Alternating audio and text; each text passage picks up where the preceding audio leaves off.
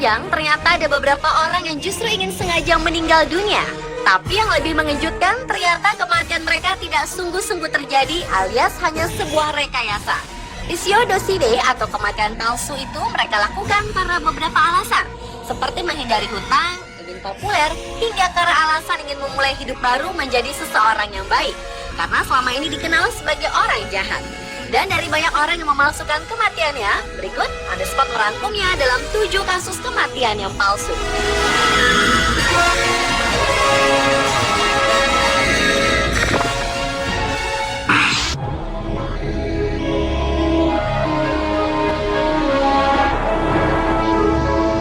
Orang pertama yang memalsukan kematiannya adalah John Darwin. John dan istrinya Anne adalah pasangan yang memiliki gaya hidup yang sebenarnya di luar kemampuan mereka. Pasangan ini telah mengakuisisi hutang puluhan ribu pound sterling dan membuat rencana untuk menghindar dari hutang besar tersebut. John berpura-pura mati agar mendapatkan uang asuransi demi membayar hutang-hutangnya. Pada tanggal 12 Maret 2002, John menghilang saat berada di atas kano, lalu pencarian pun dilakukan hingga beberapa hari kemudian kano tersebut ditemukan dalam keadaan rusak. Sekitar setahun kemudian, John yang belum ditemukan justru dinyatakan bersalah karena dianggap telah menelantarkan istrinya. Oleh karena itu, Anne pun mendapatkan uang melalui polis asuransi. Uang tersebut kemudian digunakan Anne untuk membayar hutang mereka, dan uang sisa pembayaran hutang digunakan John dan Anne untuk memulai hidup baru di Panama. Kemudian pada tanggal 1 Desember 2007, John menyerahkan diri ke polisi, tapi mengaku tidak ingat apa-apa akibat telah menghilang. Namun karena polisi sudah mendapatkan informasi tentang aksi kejahatan pasangan tersebut, 3 bulan sebelum John menyerahkan diri, maka tipu muslihat pun ikut terungkap. Apalagi terbukti bahwa John dan Anne ternyata selama ini tetap bersama.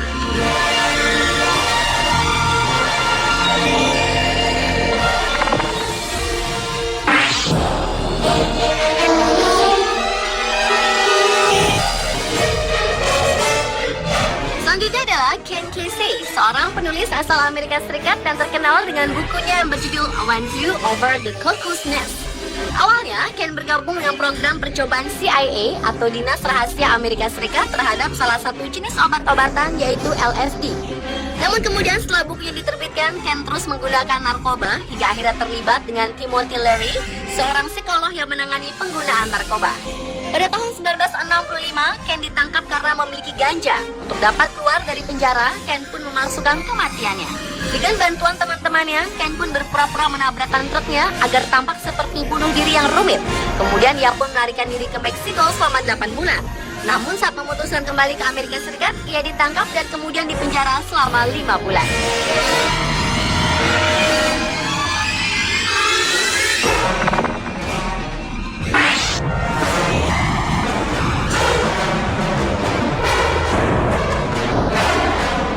Selanjutnya adalah Marcus Ranker, seorang pengusaha asal Indiana, Amerika Serikat.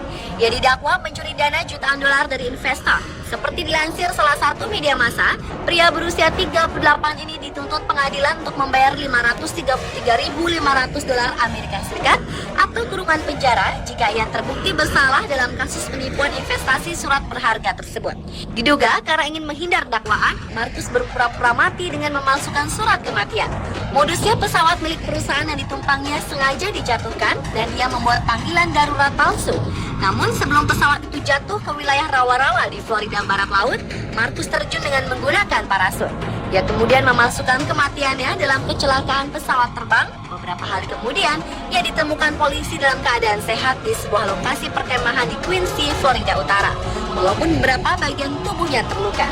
Namun, seorang polisi menduga Marcus membuat sendiri luka yang terlihat serius di lengan kirinya itu. Sehingga Marcus Ranker sempat memerlukan perawatan medis karena mengalami pendarahan.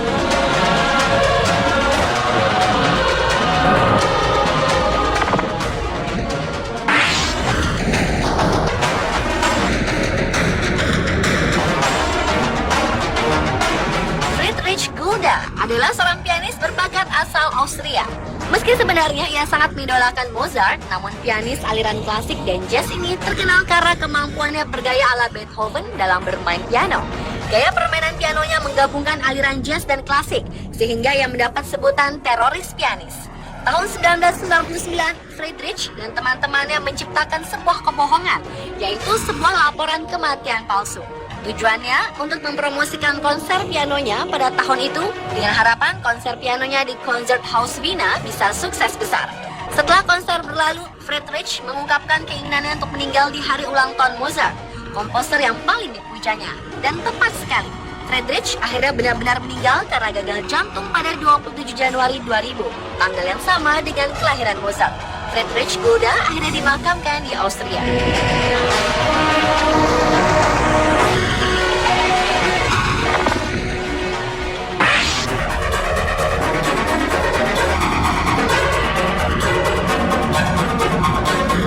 Ternyata seorang politikus juga pernah ada yang memalsukan kematiannya.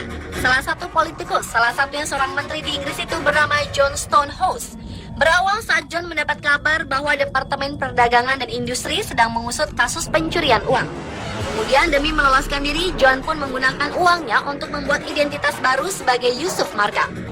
Pada tanggal 20 November 1974, ia pura-pura bunuh diri dengan meninggalkan tumpukan pakaian di pantai, sehingga tampak bahwa ia tenggelam.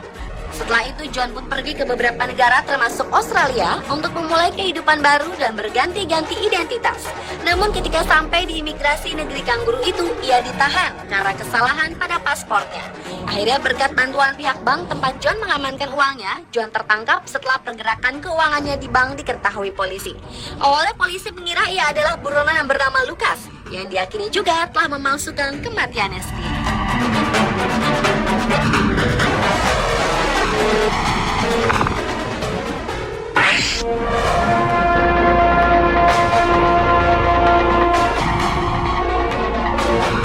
Berikutnya adalah Byron Shane Carpenter, seorang yang sempat menjadi buronan karena menabrak seorang wanita hingga tewas akibat mengendarai kendaraan dalam keadaan mabuk.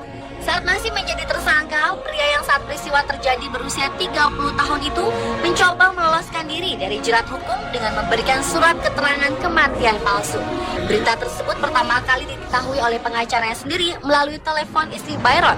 Kemudian disusul surat keterangan yang menyatakan bahwa Byron tewas dalam kecelakaan yang fatal. Namun ternyata pihak yang berwajib termasuk pengacaranya sendiri tidak mudah begitu saja dibohongi. Surat kematian itu diusut kebenarannya. Dan benar saja, kematian palsu Byron akhirnya diketahui dan ia pun kembali berhadapan dengan hukum. Sementara pengacaranya sendiri tidak ingin lagi membelanya karena penipuan yang dilakukan kliennya itu.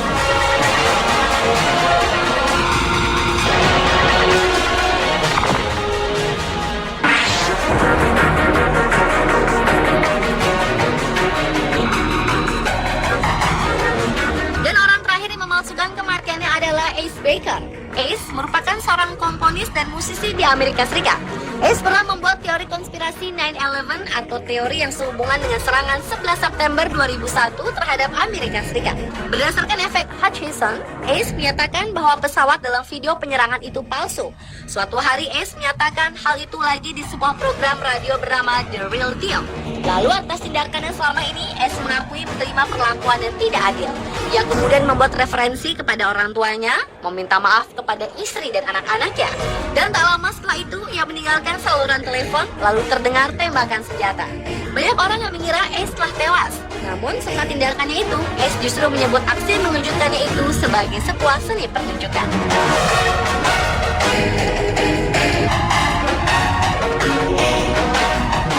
Itulah 7 kasus kematian palsu versi Unspot.